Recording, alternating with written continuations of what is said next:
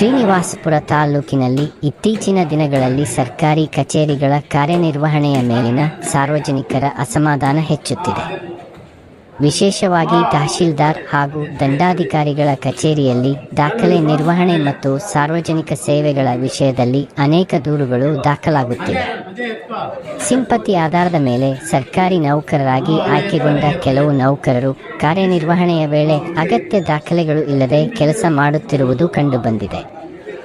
ಈ ರೀತಿಯ ನಿರ್ಲಕ್ಷ್ಯದಿಂದಾಗಿ ತಹಶೀಲ್ದಾರ್ ಕಚೇರಿಯ ಒಳಾಂಗಣದಲ್ಲಿ ದಾಖಲೆಗಳ ಸುರಕ್ಷತೆ ಮತ್ತು ನಿಖರತೆಯ ಮೇಲೆ ಪ್ರಶ್ನೆ ಏಳುತ್ತಿದೆ.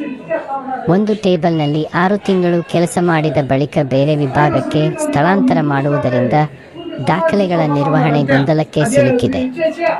ಇದರಿಂದ ರೈತರು ಹಾಗೂ ಸಾರ್ವಜನಿಕರು ತಮ್ಮ ಭೂ ದಾಖಲೆಗಳು ಅಥವಾ ಬೇರೆ ಕಾನೂನುಪರ ದಾಖಲೆಗಳನ್ನು ಪಡೆಯುವಲ್ಲಿ ತುಂಬಾ ಕಷ್ಟ ಅನುಭವಿಸುತ್ತಿದ್ದಾರೆ. ತಾಲೂಕಿನ ವಿವಿಧ ಭಾಗಗಳಿಂದ ಬರುವ ರೈತರು ತಮ್ಮ ಭೂಮಿಯ ನಕಲು ಪತ್ರ ಅಥವಾ ಹಕ್ಕುಪತ್ರ ಪಡೆಯಲು ತಹಶೀಲ್ದಾರ್ ಕಚೇರಿಯನ್ನು ಸಂಪರ್ಕಿಸಿದಾಗ ಅವರಿಗೆ ತಿಂಗಳಾನುಗಟ್ಟಲೆ ಕಚೇರಿಯ ಸುತ್ತಮುತ್ತ ಅಲೆದಾಡಬೇಕಾಗುತ್ತಿದೆ. ಕೆಲವು ಸಂದರ್ಭಗಳಲ್ಲಿ ದಾಖಲೆಗಳು ಶಿಥಿಲವಾಗಿವೆ ಅಥವಾ ದಾಖಲೆಗಳು ಇಲ್ಲವೆಂಬ ಉತ್ತರ ನೀಡಲಾಗುತ್ತಿದೆ. ಇದರಿಂದ ಸಾರ್ವಜನಿಕರು ಅಸಮಾಧಾನಗೊಂಡಿದ್ದಾರೆ ಮತ್ತು ಸರ್ಕಾರದ ಭೂ ದಾಖಲೆ ನಿರ್ವಹಣಾ ವ್ಯವಸ್ಥೆಯ ಮೇಲಿನ ವಿಶ್ವಾಸ ಕುಸಿಯುತ್ತಿದೆ. ಈ ಸಮಸ್ಯೆಯ ಮೂಲ ಕಾರಣವಾಗಿ ಅಧಿಕಾರಿಗಳ ನಿರ್ಲಕ್ಷ್ಯ ಮತ್ತು ನಿಗಾವಣೆಯ ಕೊರತೆಯನ್ನೇ ಸಾರ್ವಜನಿಕರು ತೋರಿಸುತ್ತಿದ್ದಾರೆ.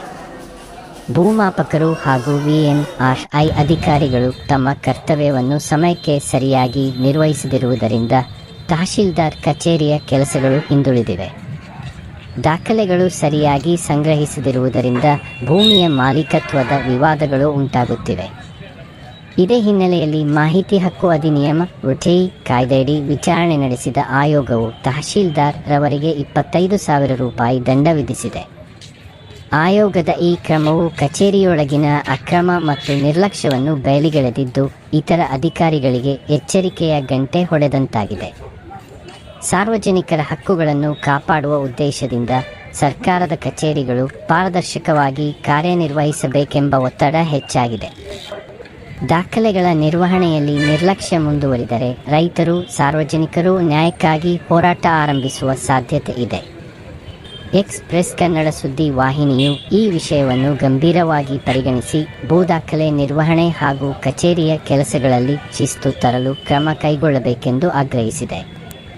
ಭೂ ದಾಖಲೆಗಳ ಸುರಕ್ಷತೆ ಮತ್ತು ಸಾರ್ವಜನಿಕ ಸೇವೆಯ ಪಾರದರ್ಶಕತೆ ಕಾಪಾಡುವ ಜವಾಬ್ದಾರಿ ತಹಶೀಲ್ದಾರ್ ಹಾಗೂ ದಂಡಾಧಿಕಾರಿಗಳ ಮೇಲಿದೆ.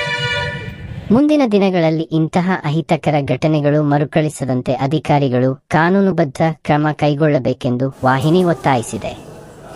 ಸರ್ಕಾರಿ ಕಚೇರಿಗಳು ಸಾರ್ವಜನಿಕ ಸೇವೆಗೆ ಇರುವ ನಂಬಿಕೆ ಉಳಿಸಿಕೊಳ್ಳಲು ದಾಖಲೆಗಳ ಡಿಜಿಟಲೀಕರಣ, ನಿಗಾವಣಾ ಸಮಿತಿ ಸ್ಥಾಪನೆ ಮತ್ತು ಸಿಬ್ಬಂದಿಯ ಹೊಣೆಗಾರಿಕೆಯನ್ನು ಸ್ಪಷ್ಟಗೊಳಿಸುವುದು ಅಗತ್ಯವಾಗಿದೆ.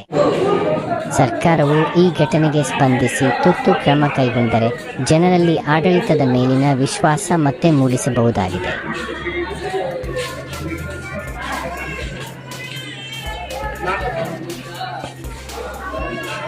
ಮೇಡಮ್, ನೀವು ಕೇಳ್ಬಿಟ್ಟು ಹೇಳಿ, ಇಲ್ಲ ಅಂದ್ರೆ ನಾನು ಬರ್ತೀನಿ.